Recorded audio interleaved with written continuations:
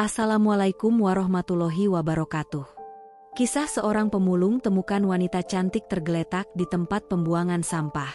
Sebelum kisah ini dimulai, saya mohon keikhlasan teman-teman untuk subscribe dan like. Saya doakan Anda semua sehat, panjang umur, dan dilancarkan rezekinya. Mari kita mulai kisahnya. Andik, seorang pemulung berusia 26 tahun, mendorong gerobak kayu tuanya menyusuri jalan kecil menuju tempat pembuangan sampah di pinggiran kota. Roda gerobaknya berdecit keras, berpadu dengan ocehan kecilnya yang khas. "Ayo, kayu tua, hari ini kita cari harta karun lagi," gumamnya. Langit mendung, udara lembab, bau sampah menusuk. Tapi bagi Andik semua itu sudah biasa. Topi hitam lusuh menutupi rambutnya yang awut-awutan. Dengan cekatan ia mulai memilah kardus dan botol plastik. Wajahnya terlihat bersemangat, meski tubuhnya kurus dan pakaian compang-camping melekat di badannya. Namun hari itu ada sesuatu yang tak biasa. Di balik tumpukan kasur lapuk dan karung plastik, matanya menangkap pemandangan aneh. "Loh, itu manusia atau maneken ya?" bisiknya heran. Andik mendekat. Seorang perempuan muda tergeletak tak sadarkan diri. Kulitnya putih, tubuhnya berisi, rambut hitam panjang terurai menutupi wajahnya. Dress mini putih yang ia kenakan kotor penuh debu, sobek di beberapa bagian, kakinya telanjang tanpa alas. Nafasnya teratur meski tubuhnya tampak lelah. "Ya ampun, cantik banget, tapi kok di sini?" Andik bergidik. Hatinya sempat dihantui pikiran buruk. Jangan-jangan hantu? Tapi ia menepis logikanya sendiri. Masa hantu ngos-ngosan begitu? Ia jongkok, menepuk pipi si perempuan pelan. "Mbak, halo, jangan bikin Mas Andik dikira maling. Aku pemulung, bukan penjahat." Tak ada reaksi. Andik menggaruk kepalanya yang gatal, lalu menghela napas panjang. "Wes, dibawa pulang aja. Siapa tahu butuh bantuan. Tapi jangan sampai nyusahin aku, ya." Dengan susah payah ia mengangkat tubuh wanita itu ke atas gerobaknya. Sambil terengah, ia masih sempat bercanda pada dirinya sendiri. "Aduh, berat juga, tapi demi kemanusiaan dan kecantikan, Mas Andik rela." Sore itu ia mendorong gerobak perlahan. Tubuh si perempuan terguncang di atas tumpukan kardus. Andik tak tahu, pertemuan ini akan mengubah jalan hidupnya. Gerobak berhenti di depan gubuk reotnya. Atapnya seng berkarat, dindingnya tripleks bolong, lantainya tanah. Satu ruangan itu jadi segalanya. Tempat tidur, dapur, sekaligus gudang rongsokan. Di sudut ada kompor kecil dengan panci hitam, dan aroma teh manis basi masih samar tercium. Dengan hati-hati ia menurunkan si perempuan ke atas tikar usang. "Mbak, semoga kalau sadar nanti, nggak salah paham. Aku cuma pemulung baik hati, bukan om-om aneh." Wajah perempuan itu pucat, bibir kering, tubuh penuh debu, tapi nafasnya stabil. Bergegas Andik membuat teh manis. Gelas plastik ia tiup sebentar sebelum disisihkan di dekatnya. "Kalau bangun, langsung diminum ya Mbak, biar segar." Ia duduk di ujung tikar, mengamati wajah cantik itu dengan penuh rasa penasaran. Masa iya orang sekeren ini nyasar ke TPS? Dandanannya kayak model sabun, tapi kenapa bisa disampah? Pikirnya. Matanya menyapu tubuh wanita itu. Tak ada kalung, cincin, atau gelang. Tapi kuku-kukunya bersih, dan samar-samar masih tercium wangi parfum. Aneh banget, tapi Mas Andik gak tega ninggalin. Tiba-tiba perempuan itu mengerang pelan. Kelopak matanya bergerak, tubuhnya menggeliat. Andik panik sekaligus senang. "Mbak, udah sadar?" Pelan-pelan ia membuka mata. Pandangannya kosong, bibirnya bergetar sebelum akhirnya berucap lirih. "Aku, di mana?" Andik tersenyum lebar, menampilkan gigi kuningnya. "Selamat datang di istana Mas Andik. Mbak, mulai dari sini, keajaiban bakal terjadi." Perempuan itu menoleh, bingung melihat sekeliling. Andik dalam hati girang bukan main. "Wah, ini pasti kayak sinetron. Bedanya, aku pemeran utamanya." Zahra, begitu nanti ia menyebut namanya, menatap gelas teh yang terletak di dekatnya. Tangannya gemetar saat meraihnya. Andik hanya memperhatikan dari sudut tikar, menjaga jarak. Pelan aja, Mbak. Tehnya manis, tapi aku yakin hidupmu lagi pahit. Wanita itu tersenyum tipis. Terima kasih, kamu yang bawa aku ke sini. Iya, saya Andik. Pemulung profesional, tapi kadang bisa jadi penyelamat juga. Ujarnya bangga sambil menepuk dada kurusnya. Mbak, siapa namanya? Wanita itu diam lama. Tatapannya berkabut. Aku nggak ingat. Namaku, aku lupa. Wajah ceria Andik berubah serius. Loh, beneran lupa? Jangan-jangan, gara-gara jatuh cinta sama aku ya? Wanita itu terkekeh kecil. Suaranya serak, tapi manis. Kayaknya bukan. Tapi sungguh, aku nggak ingat siapa diriku. Aku cuma merasa takut dan sedih. Andik mendekat pelan, lalu duduk di sebelahnya. Tenang aja Mbak, di sini aman. Nggak ada orang jahat. Cuma ada Mas Andik sama tikus-tikus doyan kerupuk. Wanita itu tersenyum tipis. Kamu lucu. Udah aku sadari sejak kecil, jawab Andik cepat. Angin sore masuk lewat celah dinding, membuat rambut panjang si perempuan menari. Ia menggenggam gelas teh erat-erat. Aku nggak punya tempat tinggal, nggak tahu harus kemana. Andik menatapnya penuh iba. Ya udah, tinggal sini dulu aja. Gubuknya kecil, tapi hati Mas Andik luas. Terima kasih, ucapnya lirih. Andik berdiri, menunjuk tikar lain di pojok. Itu buat Mbak. Aku tidur di ujung. Santai aja, modal saya cuma senyum, bukan niat macam-macam. Zahra duduk memeluk lutut. Senyumnya merekah. Kamu orang baik, ya? Andik menaikkan alis, lalu terkekeh. Orang bilang aku kere. Tapi sekarang aku punya tamu cantik di gubuk. Dunia mulai adil. Tawa kecil mereka pecah bersama. Namun jauh di dalam hati, ada sesuatu yang mulai bersemi. Hangat, samar, dan membingungkan. Keesokan paginya, sinar matahari menembus celah atap seng, jatuh di wajah Zahra yang masih terlelap.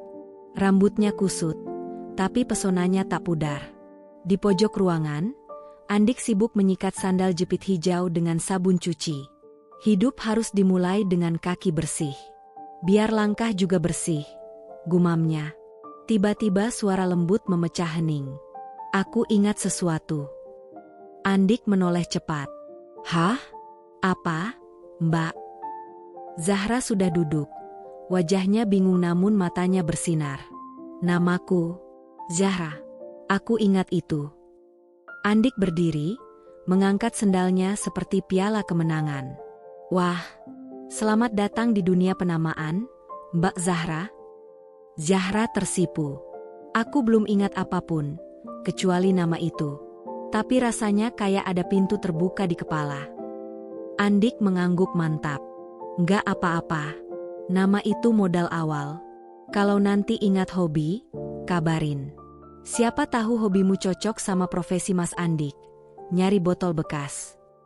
Zahra tertawa kecil. Kamu bisa ya bikin orang nyaman, padahal tempat ini. Andik duduk di ambang pintu. Kebahagiaan itu bukan soal tempat, tapi soal hati. Aku udah lama hidup di bawah, jadi ngerti caranya ketawa meski perut kosong. Zahra terdiam, lalu berbisik lirih. Aku nggak punya apa-apa. Nggak ada uang, nggak ada ingatan, bahkan nggak tahu kenapa aku bisa ada di tempat sampah. Andik menatapnya serius. Aku juga nggak punya apa-apa. Tapi aku bisa janji satu hal, kamu nggak sendirian.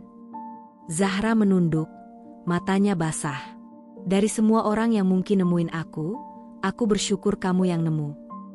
Andik tergagap. Iya, aku juga seneng nemu kamu.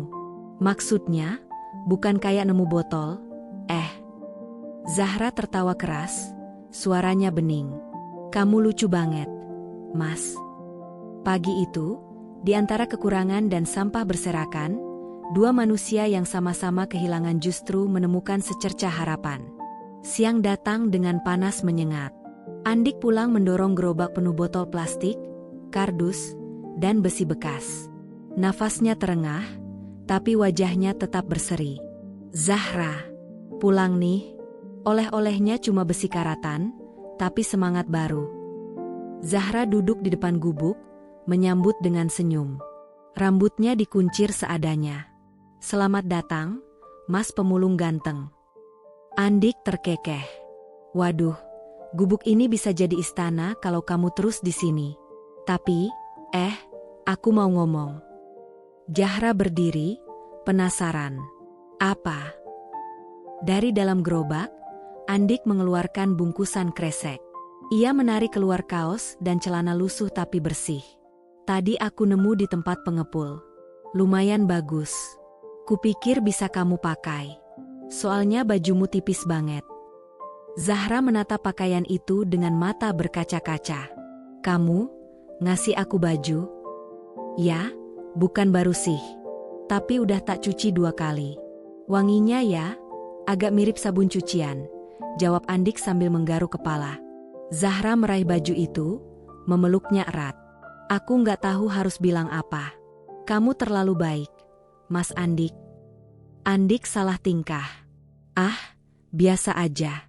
Jangan bikin aku terbang, nanti nyangkut di kabel listrik. Tawa mereka pecah lagi. Tapi di balik itu, hati Zahra mulai goyah, terlalu nyaman berada di sisi Andik, meski dirinya masih penuh teka-teki. Ketika ia keluar dengan kaos longgar pemberian Andik, pemuda itu terpaku. Cantik juga ya, maksudku, tetap cantik, meski pakai bajuku. Zahra berdiri dekat sekali. Kalau aku nggak ingat masa lalu, dan hidupku dimulai dari sini, kamu mau tetap di sampingku. Andik menelan ludah. Selama kamu nggak keberatan tinggal bareng pemulung, aku siap nyari botol buat kita berdua. Selamanya. Pagi lain datang. Zahra duduk di tepi gubuk, menatap langit kosong. Tangannya menggenggam kaos lusuh yang diberikan Andik. Wajahnya gelisah. Andik muncul membawa sebungkus nasi. Ini, sarapan. Nasi kucing, tapi kasih sayang macan. Zahra tersenyum kecil. Terima kasih. Mereka makan bersama dalam diam. Biasanya Andik cerewet, tapi kali ini ia membiarkan hening menyelimuti. Ia tahu, Zahra sedang memikirkan sesuatu. Aku mimpi aneh semalam, gumam Zahra lirih. Mimpi apa? Tanya Andik. Ada suara pria. Dia marah. Aku nggak bisa lihat wajahnya, tapi aku takut.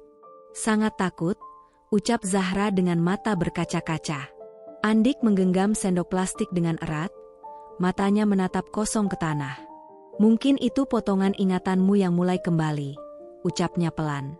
Zahra mengangguk, wajahnya diliputi ragu. Tapi aku takut, Andik. Kalau ternyata masa laluku penuh hal buruk, kalau aku pernah berbuat salah besar, kamu masih mau menerimaku. Andik terdiam lama. Ia menatap mata perempuan itu yang nyaris basah oleh air mata. Dengan suara lembut ia menjawab, aku nggak tahu siapa dirimu dulu. Tapi aku tahu Zahra yang ada di depanku sekarang. Kamu manis, sabar, dan berhasil bikin gubuk reot ini terasa hangat. Itu cukup bagiku. Zahra tak kuasa menahan tangis. Ia meraih tubuh Andik dan memeluknya erat. Bahunya bergetar. Terima kasih, bisiknya di sela isak. Andik sempat kaku, lalu perlahan membalas pelukan itu dengan hati-hati. Jangan nangis, nanti aku ketularan. Hidungku gampang ikut-ikutan. Tawa kecil lolos dari bibir Zahra, meski air matanya masih menetes. Namun di balik hangatnya pelukan itu, keduanya sama-sama sadar, masa lalu Zahra bukan sekadar kabur, mungkin penuh luka. Dan cepat atau lambat, semua itu akan muncul kembali. Sore hari, langit mendung. Udara lembab menyelimuti lapak. Baru saja selesai membersihkan gerobaknya, Andik dikejutkan suara Zahra dari dalam gubuk. Mas Andik, cepat sini. Andik panik. Kenapa? Jangan-jangan ada tikus? Tapi jangan bilang tikusnya pakai gaun juga, ya. Zahra mengangkat sebuah kantong plastik bening yang kotor. Aku nemu ini di tumpukan baju yang kamu kasih. Ada suratnya. Mereka duduk berdampingan di lantai tanah. Zahra membuka kantong itu perlahan. Di dalamnya ada selembar kertas kusut, lembab, dengan tulisan tangan rapi meski sebagian huruf mulai pudar. Zahra membacanya lantang. Untuk Zahra. Jika suatu hari kamu menemukan surat ini, berarti kamu sudah jauh dariku. Maafkan semua yang pernah kulakukan. Aku hanya ingin kamu bahagia, meski tanpa aku. Keheningan menyelimuti. Zahra menggigit bibirnya, matanya berkaca-kaca. Tulisan ini, rasanya aku kenal. Tapi siapa yang nulis, aku nggak tahu. Andik mencoba tenang. Mungkin orang itu penting buatmu. Bisa jadi juga alasan kenapa kamu berakhir di dekat tempat sampah. Zahra menatapnya, cemas. Kamu pikir aku kabur dari seseorang? Andik menunduk. Entahlah. Tapi surat ini terdengar seperti perpisahan. Ada rasa penyesalan di baliknya. Zahra memeluk lututnya. Kenapa hidupku penuh teka-teki, ya? Aku bahkan bingung harus senang atau sedih. Andik menatapnya lalu tersenyum tipis. Tapi setidaknya kamu tahu satu hal, kamu gak sendirian lagi. Zahra menoleh, senyum samar muncul di wajahnya. Iya, aku punya kamu, dan gerobak tuamu itu. Andik tergelak. Jangan remehkan gerobak. Dia partner sejatiku. Tapi mulai sekarang, kamu juga bagian darinya. Diam-diam, hati mereka diliputi resah. Surat itu bisa jadi petunjuk, sekaligus pertanda bahwa masa lalu Zahra akan segera datang. Malam turun bersama rintik hujan. Gubuk kecil mereka hanya diterangi lampu minyak. Zahra duduk di pojok, menatap surat yang ditemukannya siang tadi. Sementara Andik sibuk mengeringkan celana di dekat api kecil. Mas, suara Zahra lirih. Sahut Andik tanpa menoleh. Aku ingat sesuatu. Andik langsung menoleh serius. Apa yang kamu ingat? Tatapannya kosong pada nyala api. Aku ingat duduk di dalam mobil, sendirian, hujan deras. Ada suara di radio, seseorang bilang aku keras kepala. Setelah itu, gelap. Tapi perasaan itu jelas, aku sedang kabur dari rumah. Andik menelan ludah. Kabur karena apa? Zahra menggeleng. Aku nggak tahu. Tapi dadaku terasa sesak. Seolah ada yang memaksa aku menjalani hidup yang bukan milikku. Andik mendekat, duduk di sisinya. Mungkin kamu dipaksa menikah. Mungkin, jawab Zahra lirih. Yang jelas aku ingat satu hal, aku merasa sangat sendirian. Andik menggenggam tangannya. Tapi sekarang, kamu gak sendiri. Zahra menatap tangannya yang kasar namun hangat. Iya, sekarang aku punya kamu. Tapi kalau keluargaku datang, kalau ternyata mereka kaya, gimana? Andik tertawa kecil, tapi suaranya getir. Ya sudah, berarti aku balik narik gerobak. Sementara kamu pergi naik mobil mewah. Zahra menatapnya tajam. Kalau kamu ngomong begitu lagi, aku lempar sandal. Andik nyengir. Berarti kamu gak mau pergi? Zahra menggeleng, lalu menyandarkan kepala di bahunya. Selama aku belum ingat siapa diriku, kamu adalah rumahku. Andik menahan napas. Kata-kata itu ringan, tapi berat di hatinya. Ia tahu, suatu hari Zahra pasti akan ingat segalanya. Dan saat itu tiba, mungkin ia benar-benar akan pergi. Sudah 2 minggu Zahra tinggal di gubuk reot itu. 2 manusia yang datang dari dunia berbeda kini bertemu dalam ketidakpastian, namun saling menghangatkan seolah mereka ditakdirkan. Pagi itu ada yang terasa berbeda. Seorang pria parubaya berdiri di ujung lapak, tampil rapi dengan kemeja licin dan celana hitam. Tatapannya tajam, di tangannya ada selebaran berisi foto Zahra. Andik mendekat penuh curiga. Ada yang bisa saya bantu, Pak? Tanyanya. Pria itu mengangkat selebaran. Apakah Anda melihat perempuan ini? Namanya Zahra Putri, anak seorang pengusaha besar di kota. 2 minggu terakhir dia hilang, kami mencarinya kemana-mana. Andik tercekat, jantungnya serasa berhenti. Itu jelas Zahra, tak mungkin salah. Pria itu menyodorkan selembar uang. Siapapun yang memberi informasi akan kami beri imbalan. Andik menunduk, menahan gelisah. Maaf, Pak, saya tidak kenal. Pria itu berlalu perlahan, meninggalkan pamflet di genggaman Andik. Begitu bayangan pria itu hilang, Zahra muncul dari balik gubuk. Tubuhnya kaku, suaranya nyaris berbisik. Itu, ayahku. Aku ingat dia. Andik terpaku. Kamu yakin? Zahra mengangguk dengan mata berkaca. Aku lari darinya. Aku dijodohkan, bukan dengan orang jahat, tapi orang asing bagiku. Aku hanya ingin bebas. Andik menarik napas panjang. Sekarang kamu mau apa? Zahra menatapnya dalam-dalam. Kamu ingin aku pergi? Andik cepat-cepat menggeleng. Bukan itu, ini soal kamu. Kamu harus bahagia. Zahra mendekat, jemarinya menyentuh wajah Andik. Bahagiaku di sini, tapi kalau aku tetap di sini, kamu bisa kena masalah. Kata-katanya lembut, tapi terasa seperti hantaman. Andik ingin mempertahankan Zahra, tapi ia sadar dirinya bukan siapa-siapa, hanya seorang pemulung dengan gubuk reot, sementara Zahra adalah anak orang berpengaruh. Semua keputusan kini ada di tangan gadis itu. Keesokan harinya, langit begitu cerah, tapi hati Andik justru terasa gelap. Sejak pria pencari Zahra datang, ia tahu waktunya semakin sedikit. Namun Zahra justru tampak damai.